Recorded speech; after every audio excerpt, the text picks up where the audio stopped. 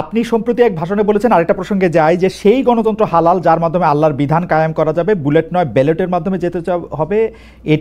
এটা আপনি বলেছেন হাদিসের রেফারেন্স দিয়ে। আপনার এই বক্তব্যের প্রতিবাদ করেছেন মুফতি ডক্টর সাইয়েদ মোহাম্মদ এনায়েতুল্লাহ আব্বাসী সিদ্দিকী। রবিবার ফেসবুক এক পোস্টে দাবি করেছেন যে তিনি হাদিসের সুস্পষ্ট অপব্যাখ্যা করেছেন। আপনি এক লাইনে আবার একটু ব্যাখ্যা দিবেন কিনা? না, আমি হাদিসের দেই নাই। আমি বলেছি যে ডেমোক্রেটিক যে প্রসেসটা, এটা রাসূল করিম সাল্লাল্লাহু আলাইহি সাল্লামের পরে যারা রাষ্ট্র পরিচালনা করেছেন খোলাফায়ে রাশিদিন, তাদের সময় ছিল। এবং এটা বাস্তবতা, আমরা সবাই জানি। হযরতে ওমর খুতবা দিতে দাঁড়াইছেন, সাধারণ মুসল্লি বলছে আমি আপনার খুতবা শুনবো না। কেন শুনবেন না? ওই যে আমরা কুশাগার থেকে কাপড় পাইলাম, আমার কাপড়ে লম্বা জামা হইলো না, আপনারটাই লম্বা জামা হইলো কেমনে? এই তো সেম কাপড় দেখতেছি। তখন তিনি তার ছেলে আব্দুল্লাহ ইবনে উমরকে বলেছিলেন, বাবা তুমি এবার জবাব দাও। তিনি দাঁড়াইয়া বললেন যে দেখেন, বাবা তো রাষ্ট্রের দায়িত্বশীল, তার সাথে বিভিন্ন বিদেশি প্রতিনিধি দল আসে। এই রাষ্ট্রের সম্মানে আমি বাবাকে বলেছিলাম যে বাবা, আমাদের পোশাক 2 টুকরা করে কাটার দরকার নাই, আপনি অনুমতি দিলে আমি কুশাগারকে রিকোয়েস্ট করতে চাই যে আমাদের 2 পিস না কেটে দিয়ে দেওয়ার জন্য, সেটা দিয়ে আপনি জামা বানাবেন। তো আমার বাবা এবং আমার 2 পিস মিলে উনার 1 পিস হয়েছে, এবং তাই উনার জামা লম্বা। তো লোকটা বসে আল্লাহ শুকরিয়া আদায় করে বললেন যে খলিফাতুল মুসলিমিন, এবার আপনি আপনার খুতবা দেন, আমি শুনবো, মন ভরে শুনবো। তো এই দেখেন, এটাই তো বিউটি অফ ডেমোক্রেসি। ওই যে আপনি ফ্রিডম অফ এক্সপ্রেশন বললেন, এর চাইতে ভালো ফ্রিডম অফ এক্সপ্রেশন কোথায় পাবেন আপনি? আমি বলেছি যে না, গণতন্ত্র হচ্ছে এটা কোনো ইজম না, এটা আপনি নিজেও জানেন। গণতন্ত্র কোনো মতবাদ না, it's a way to establish your ism. আপনি যেটা চয়েস করেন, এটা ক্যাপিটালিজম হইতে পারে, সোশ্যালিজম হইতে পারে, কমিউনিজম হইতে পারে, এরকম যেটাই হোক সেটা আপনি করবেন। কিন্তু এটা একটা ওয়ে, এই বাহনের উপরে আপনি চড়ে যাবেন। সেটা যদি আল্লাহর দিন কায়েমের উদ্দেশ্যে হয়, তাহলে অবশ্যই এটা মুসলমানদের জন্য হারাম হওয়ার কথা না। এখন আমার কথার সাথে তো ডিফার করতেই পারেন, উনি একজন লার্নেড মানুষ, আমি তাকে রেসপেক্ট করি, এবং কারো ডিফারেন্সটাকেও আমি রেসপেক্ট করি। কারণ এটা না হলে তো আপনার ফ্রিডম অফ এক্সপ্রেশন থাকবে না, এবং মাল্টিকালচারাল সোসাইটিও বিল্ড আপ করা সম্ভব হবে না। আচ্ছা, অ্যাবসলিউটলি ফাইন। আচ্ছা, আপনি শুক্রবার একটা দলীয় কর্মসূচিতে বলছেন যে দিন কায়েমের চেষ্টা বা প্রচেষ্টা ঐচ্ছিক নয়, মুমিনের উপর ফরজ। আরবার আপনাদের দীর্ঘদিনের একটা স্লোগান হচ্ছে এরকম, আল্লাহর আইন চাই। এখন একটি নতুন প্রচারণা, মানে অনেক দলকেই ক্ষমতায় দেখা যায়, মানে জামাত ইসলাম একটা নতুন প্রচারণা এরকম যে অনেক দলকেই ক্ষমতায় দেখা হয়েছে, জামাতকে একটিবার সুযোগ দেওয়া হোক, আপনারা যদি নির্বাচনে জিতে ক্ষমতায় যেতে পারেন তাহলে কি বর্তমান ব্যবস্থা পাল্টে কোরআন সুন্নাহ ভিত্তিক শাসন বা শরিয়া ব্যবস্থা চালু করবেন? আসলে দেখেন, কোরআন সুন্নাহ ভিত্তিক মানে অনুশাসন যেটা, এটার ব্যাপারে সমাজের পারসেপশনের ভিন্নতা আছে। আমাদের বাংলাদেশের যে সংবিধান আছে, এই সংবিধানের অনেকগুলা আর্টিকেল, অনেকগুলা ধারা উপধারা কোরআনের সেন্সের সাথে পুরোপুরি মিলে যায়, এটার সাথে কোনো ডিফারেন্স নাই। আবার কিছু কিছু ধারা আছে সেখানে কনফ্লিক্ট, কন্ট্রাডিকশন আছে। ওরকম পরিবেশ পরিস্থিতি যখন আসবে, জনগণের প্রত্যাশার আলোকে এটা মানে সবার সাথে ইন্টারেক্টিভ হয়, সবাইকে সাথে নিয়েই ইনশাআল্লাহ ভালো জিনিসগুলোকে আমরা ইনপুট দেবো আল্লাহ চাই। তবে এটাও মনে রাখার বিষয় যে কোরআনী শাসন হঠাৎ করে আল্লাহ তাআলা এস্টাবলিশের হুকুম দেন নাই। It was a gradual process. For example, মাদক কিন্তু দুনিয়ার কেউ কিন্তু এটাকে অ্যাপ্রুভাল দেয় না, বাট এটার প্র্যাকটিস সব জায়গায় আছে, এটা বাস্তবতা। তো সেই মদ যখন হারাম ঘোষণা করা হয়, নিষিদ্ধ করা হয়, তখন কিন্তু 3 পর্যায়ে গিয়ে চূড়ান্তভাবে এটা নিষিদ্ধ করা হয়েছিল। তো এটা গ্রাজুয়াল একটা প্রসেস। আপনি একটা ক্রাইম থেকে, দীর্ঘদিনের প্র্যাকটিস থেকে মানুষকে সরাবেন, আল্লাহ তাআলার সেই বিধানকে অনুসরণ করেই আমরা আগাবো ইনশাআল্লাহ। 5 আগস্টের পর থেকে বিএনপির পক্ষ থেকে যেহেতু জাতীয় নির্বাচনের দাবি জানানো হয়েছিল, এটা নিয়ে অনেক তাদেরকে রঙ্গব্যঙ্গ করা হয়েছে। জামায়াতে ইসলামী মাঝামাঝি থেকে ফেব্রুয়ারি ইলেকশনের কথাও বলেছে, রোজার পরেও ইলেকশনের কথা বলেছে, রোজার আগেও ইলেকশনের কথা বলেছে, কিন্তু আমরা দেখতে পাচ্ছি জামায়াতে ইসলামী 300 আসনে প্রার্থী ঘোষণা করে ফেলেছে। আপনারা যদি পরে কোনো রাজনৈতিক জোট করেন বা পরে যদি কোনো ধরনের রাজনৈতিক সমঝোতার মাধ্যমে জাতীয় সরকারের একটা আবহ তৈরি হয়, তাহলে কি হবে? আপনারা এখনই জোট ঘোষণা করে ফেলেছেন, সেটা কেমন হলো? আলহামদুলিল্লাহ, এটা আমাদের সাথে যাদের ইন্টারেকশন আছে তারা সবাই জানেন। আমরা বলেছি যে এটা আমাদের অফিসিয়াল ঘোষণা না, এটা হলো প্রাথমিক সিলেকশন, এবং সমস্ত আমাদের নমিনি যারা হবেন তাদেরকে সেম মেসেজ দেওয়া হয়েছে। যে জাতীয় বৃহত্তর স্বার্থে যে কোনো সময় যে কোনো পরিবর্তন যে কোনো আসনে আসতে পারে। আমাদের সংগঠন এটার জন্য পূর্ণ প্রস্তুত। প্রয়োজনে আমার থেকে এই পরীক্ষা শুরু হবে, কোনো অসুবিধা নেই। আপনার কাছে ছোট একটি পরীক্ষা, সেটি আপনার পরীক্ষা না, আপনার কাছে একটি ছোট পরীক্ষা। আপনি কুষ্টিয়া 3 সদর আসনে জামাত ইসলামের এমপি প্রার্থী হিসেবে ঘোষণা করা হয়েছে জনপ্রিয় ইসলামী বক্তা জনাব আমির হামজাকে, কিন্তু এদিকে আবার জামাতি ইসলামীর শুরা সদস্য জনাব ফরাজ হোসেন রয়েছেন, তার নামও জোরে সোরে শোনা যাচ্ছে। অনেকে বলছেন যে তৃণমূল জামায়াত আসলে পছন্দ করে নাই হঠাৎ করে এরকম একজনকে মনোনয়ন দেওয়া। এই বিষয়টাকে আসলে আপনি কিভাবে দেখেন? শুধু জনপ্রিয়তার জন্য না, নট দ্যাট। আমরা যখন কোনো জায়গায় নমিনি সিলেকশন করি তখন দুইটা জিনিস আমরা বিবেচনায় নেই। একটা হলো যে এই নমিনির ব্যাপারে স্থানীয় সংগঠনের যারা নেতাকর্মী আছেন তাদের দৃষ্টিভঙ্গি কি, 2 নম্বর হচ্ছে জনগণের দৃষ্টিভঙ্গি কি। এই দুইটা বিষয়কে আমরা বিবেচনায় নিয়েই প্রার্থী সিলেকশন করি। এবং এটা যেগুলা শুনতেছেন, অনেক সময় আমাদেরকে অতি ভালোবাসেন যারা, ওই যে আপনি একবার আমাকে জিজ্ঞেস করলেন যে আপনাদের ব্যাপারে এত বিরোধিতা করে কেন, আমি বলছিলাম যে তারা অত ভালোবাসে তো অনেক বেশি, এই জন্য আমাদেরকে নিয়ে কসলাইতে হবে। জনাব আমির হামজার বিরুদ্ধে যে দুটি বক্তব্য বেশি সামনে আসছে, তিনি একবার বলেছিলেন যে তার 14 গোষ্ঠী সবাই আওয়ামী লীগ করেন। 2 নম্বর হচ্ছে যে এই জুন মাসেও জনাব আমির হামজা নিজ এলাকায় মোটরসাইকেল শোডাউন করেছেন, যেই শোডাউনের রাজনীতি অ্যাপারেন্টলি আপনারা উৎসাহ দেন না, কিন্তু তাকে এটি করতে দেখা যাচ্ছে। হ্যাঁ, আমরা তার দৃষ্টি আকর্ষণ করেছি। ওকে, আমরা এই ব্যাপারে দৃষ্টি আকর্ষণ করেছি যে পাবলিক ইনকনভিনিয়েন্স হয় এমন কোনো কাজ আমরা করব না, যত দূর সম্ভব এটা আমরা অ্যাভয়েড করে চলবো।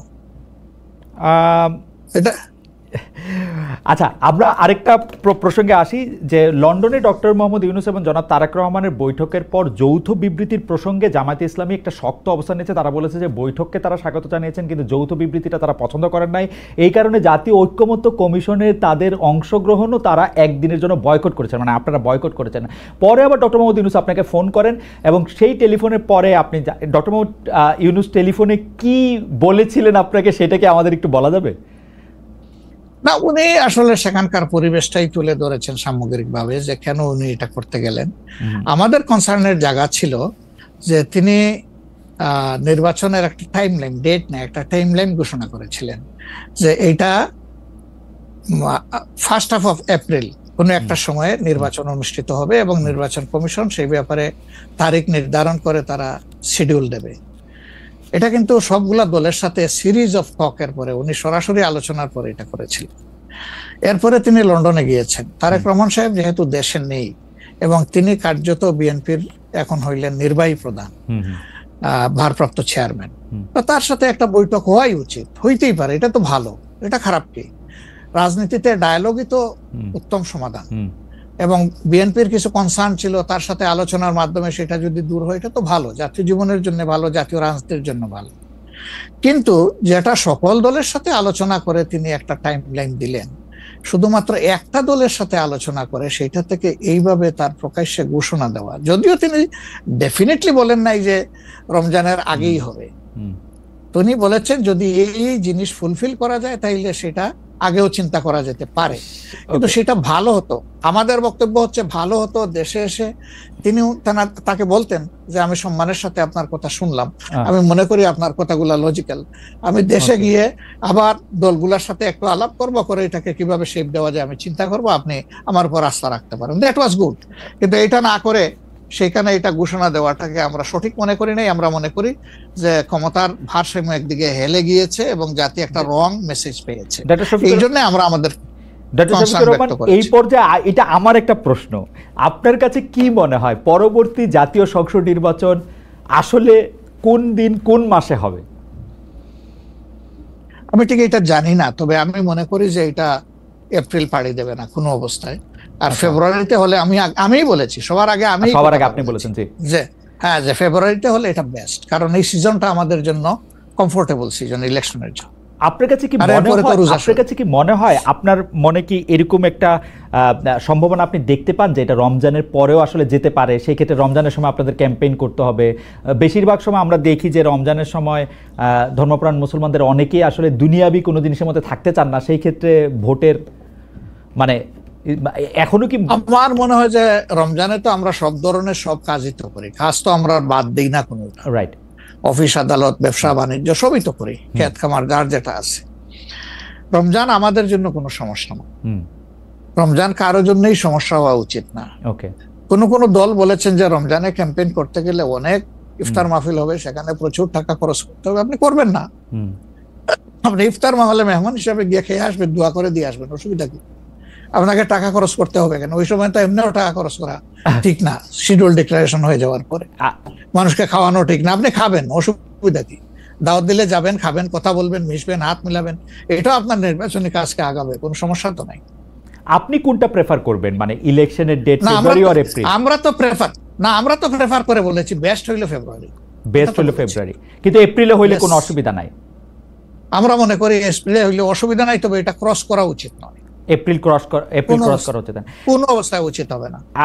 আপনি কি মনে করেন, এখন যদি নির্বাচন কমিশন বলে যে তারা ডিসেম্বরে নির্বাচন দিতে চান, তাইলে কি আপনারা আপত্তি জানাবেন না আপনাদের এটা? হ্যাঁ, না, আমরা ওই যে 2-3টা জিনিস বলেছি, যে বেসিক রিফর্ম, তারপরে হচ্ছে আপনার দৃশ্যমান বিচার, প্রবাসীদের ভোট ইনকর্পোরেট করা, এই 3টা জিনিস যদি আমরা মিনিমাম পাই, তাহলে ডিসেম্বর কেন, সামনের মাসে হইলে আমাদের কোনো আপত্তি নেই। ডিসেম্বর আমাদের দর্শক, আর আমরা দেখেন মূল থেকে কখনো বলি নাই যে এই মাসে হতেই হবে, এই শব্দ কিন্তু কখনো আমরা উচ্চারণ করিনি। আমরা এই ব্যাপারে ফ্লেক্সিবল। আমরা প্রধান উপদেষ্টার কমিটমেন্টের উপরে রেসপেক্ট শো করতে চাই। উনি বলেছিলেন ডিসেম্বর এই বছর অথবা আগামী বছরের জুনের মাঝখানে যে কোনো সময় তিনি নির্বাচন দিবেন। তা আমরা দেখতে চাই যে তিনি তার কথার উপরে আছেন। তবে এটাও ঠিক যে মে জুন এইগুলা কিন্তু ইলেকশনের জন্য কোনো ফেভারেবল টাইম না। ইভেন এপ্রিলটাও একটু কষ্ট হবে, এই ব্যাপারে বলার অপেক্ষা রাখে না। ফেব্রুয়ারির চাইতে এপ্রিলে কিন্তু একটু কষ্ট বেশি হবে। আপনাকে যেহেতু মানে একটু তাড়াতাড়ি, সেজন্য আমাদের শেষ প্রসঙ্গ সেটা হচ্ছে বিএনপির সাথে জামায়াতে ইসলামীর সম্পর্ক। আমরা দেখেছি যে আপনি এবং আপনাদের দলের নায়েবে আমির, তারা দুজনেই বিএনপির চেয়ারপারসন এবং ভারপ্রাপ্ত চেয়ারপারসন যারা লন্ডনে ছিলেন তাদের সাথে দেখা করেছেন। দেখা করার পরে আমরা রাজনীতিতে একটা ইতিবাচক সুবাতাস দেখেছিলাম। আপনি এসে ফেব্রুয়ারিতে ইলেকশনের কথা বলেছিলেন। এখন আবার ব্যাপারটা আসলে কোন জায়গায়, মানে জামায়াতে ইসলামী বিএনপি কি পরস্পর মুখোমুখি অবস্থায় আছে? তাদের মধ্যে কি আবার একটা সদ্ভাব, মানে আসলে অবস্থাটা কি এখন? না, আসলে সমস্যাটা আমাদের না, সমস্যা আপনাদের।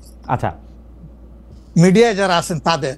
আচ্ছা, আমরা তো মুখোমুখি না, আমরা তো পাশাপাশি আছি। তো ওকে, আমরা এই যে ঐকমত্য কমিশন বলেন বা অন্যান্য মিটিং গুলা বলেন বা আমাদের নিজেদের মধ্যে কথাবার্তা বলেন, আমরা তো কোনটা বন্ধ রাখি নাই, আমরা সবটাই আছি। কিন্তু কতিপয় মিডিয়া, সবাই না, এই কুচায় কুচাইয়া টেনে টেনে সুতা বাইর করে কোথায় একটু বিএনপির মুখামুখি জামাত হবে, জামাতের মুখামুখি বিএনপি হবে। এটার মধ্যে জাতির কি কল্যাণ আছে আমরা বুঝতে পারি না। আমাদের তো ওরকম কোনো রেশারেশির সম্পর্ক নাই। আমি হচ্ছে যে দুটা, খালি আপনি মিডিয়ার কথা বলছেন, ভালো করছেন। এখন আমরা তো আসলে মানে মিডিয়া থেকে অনেক সময় তথ্য নেই। বিএনপির নেতার প্রসঙ্গে একটি সংবাদ শিরোনাম আমি পড়েছি, ভোট হলে তো তাদের গুরুত্ব থাকবে না, জামায়াতকে ফখরুলের খোঁচা, স্বাধীনতার অবিশ্বাসীদের সমর্থন করা যাবে না, মির্জা ফখরুল। আবার আরেকটা রিপোর্ট, আবার আরেকটা পত্রিকার রিপোর্ট, জামায়াতকে স্বাধীনতা বিরোধী বলা হলে অনেকের বাবাও রাজাকার ছিলেন, জামায়াতের সাধারণ সম্পাদক বলছেন। তো আপনি আসলে শুধু মিডিয়াকে না বলে, আমরা তো একটা নেতাদের মধ্যে আপনারে তত একটা দেখি না, মানে আপনারা আমি মনেই করতে পারতেছি না, আমি প্রাণপণে মনে করতে চেষ্টা করতেছিলাম, কিন্তু নেতা কর্মীদের মধ্যে তো ব্যাপারটা আসলে আমরা দেখি না। না, আছে, এটা আমি অস্বীকার করব না। জি, এটা যে কিছু নাই আমি সেটা বলছি না। তবে একটা কথা দেখেন যে আসলে গর্ব অহংকার বড় খারাপ জিনিস। অহংকার আল্লাহ তাআলার চাদর, এটা নিয়ে কেউ টানাটানি করুক, এটা মহান আল্লাহ পছন্দ করেন না।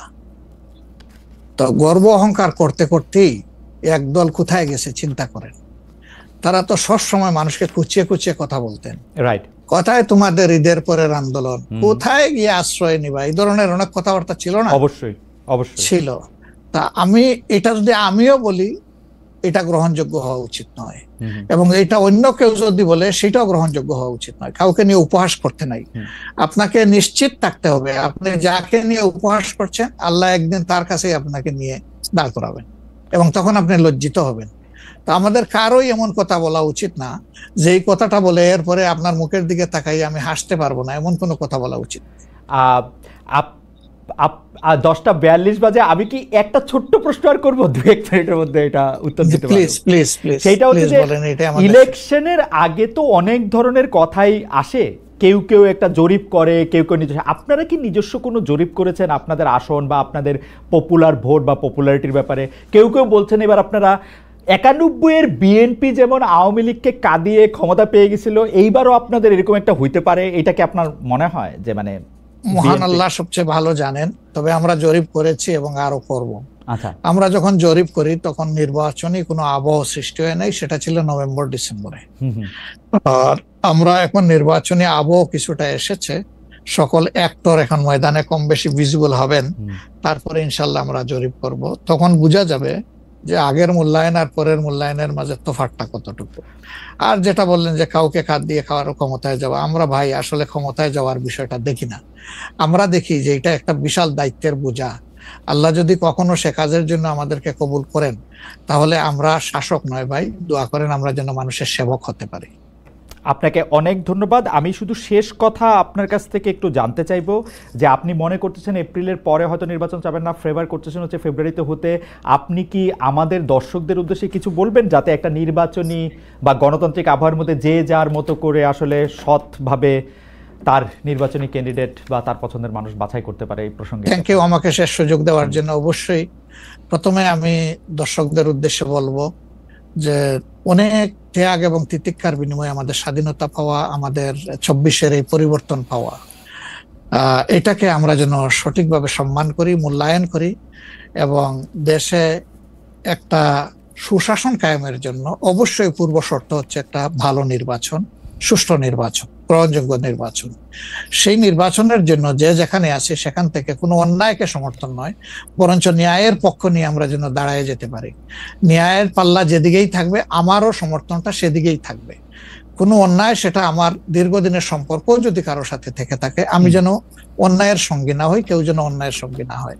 2 নম্বর, যেহেতু প্রবাস থেকে আপনার সাথে আমার এই কথা, সেই কারণে আমি অনুরোধ করব যে প্রবাসীদেরকে শুধুমাত্র রিমিটেন্স যোদ্ধা বলে আমাদের দায়িত্ব শেষ হয়ে যায় না, বরঞ্চ প্রবাসীদের সবচেয়ে বড় অধিকার তাদের ভোটের অধিকার। এটা নিশ্চিত করার জন্য আমি আহ্বান জানাবো প্রবাসের যে যেখানে আছেন সেখান থেকে আপনাদের সর্বাত্মক, যেখানে আন্দোলন সম্ভব আন্দোলন, যেখানে চেষ্টা সম্ভব চেষ্টা, আপনারা এটা করতে থাকুন। আমরা এই ব্যাপারে অত্যন্ত দৃঢ় প্রতিজ্ঞ যে এটা হওয়া উচিত। নির্বাচন কমিশন স্বীকার করেছে, সরকার স্বীকার করেছে, কিন্তু এখন পর্যন্ত দৃশ্যমান কোনো পদক্ষেপ নেওয়া হয়নি। আমরা উদ্বিগ্ন। আপনাদেরকেও এগিয়ে আসার জন্য আমি আহ্বান জানাবো, যারা বিশেষ করে প্রবাসে আছেন।